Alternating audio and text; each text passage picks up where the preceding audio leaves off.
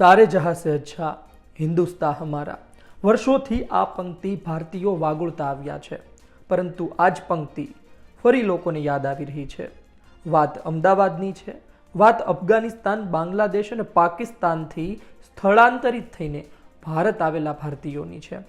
અમદાવાદ જિલ્લાના કુલ 56 અરજદારોને અમદાવાદ ખાતે યોજાયેલા કાર્યક્રમમાં ભારતીય નાગરિકતા પ્રમાણપત્ર એનાયત કરવામાં આવ્યા, જેમાં દયારામભાઈને પણ પ્રમાણપત્ર મળતા તેઓ હર્ષ સંઘવી સામે રડી પડ્યા હતા। સમગ્ર બાબત હર્ષ સંઘવીએ સોશિયલ મીડિયામાં પોસ્ટ કરી હતી। સાંભળો નાગરિકતા પ્રમાણપત્ર આપતા સમયે હર્ષ સંઘવીએ શું કહ્યું। લોકોના ચહેરા ઉપર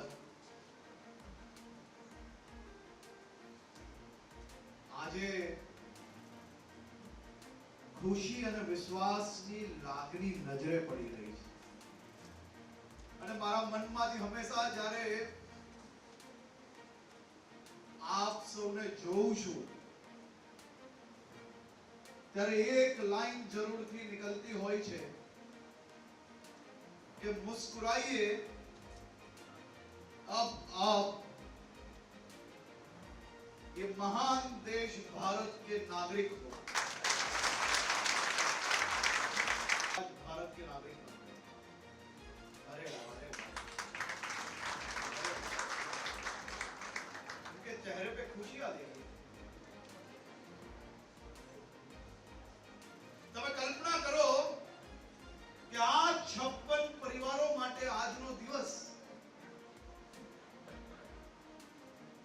કોઈના માટે ઝૂલેલાલ જયંતિ જેટલી ખુશી હશે તો કોઈના માટે બેસતા વર્ષ જેટલી ખુશી હશે। આ મહાન ભારત દેશના આ 56 લોકો નાગરિક બન્યા છે, એમાંની એક દીકરી જે આપની સૌની સામે અહીંયા ઊભી હતી।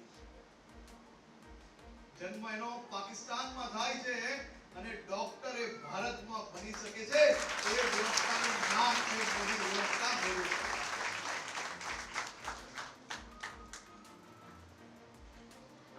आपको और आपके परिवार को बहुत बहुत शुभकामनाएं।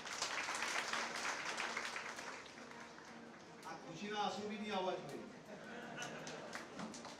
અહીંયા તો બધું સારું જ થયા કરે, સારું સારું બધા માટે ખુશીઓ જ ખુશીઓ। રાજ્ય ગૃહમંત્રી હર્ષ સંઘવીનું નિવેદન સોશિયલ મીડિયામાં વાયરલ થઈ રહ્યું છે।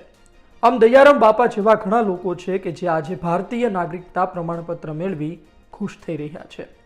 બ્યુરો રિપોર્ટ, ગુજરાત તક।